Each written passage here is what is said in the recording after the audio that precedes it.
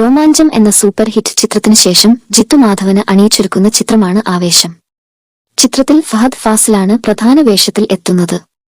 ചിത്രത്തിൽ തീർത്തും വ്യത്യസ്തമായ വേഷത്തിലായിരിക്കും ഫഹദ് എത്തുക എന്നത് നേരത്തെ വന്ന വാർത്തയാണ്.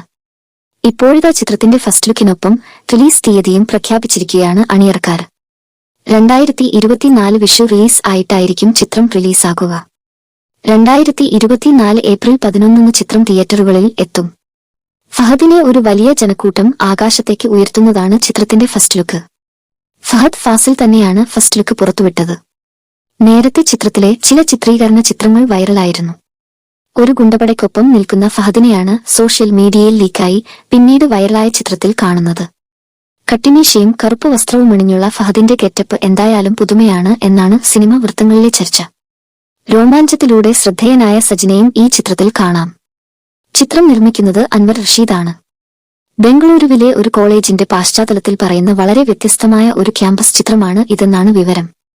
നർമ്മത്തിന് പ്രാധാന്യം നൽകിയാണ് ചിത്രം ഒരുക്കുന്നത്. ജിത്തു മാധവൻ തന്നെയാണ് തിരക്കഥ. രോമാഞ്ചത്തില് അഭിനയിച്ച പ്രധാന താരങ്ങൾ എല്ലാം ആവേശത്തിൽ അഭിനയിക്കുന്നുണ്ടെന്നാണ് വിവരം.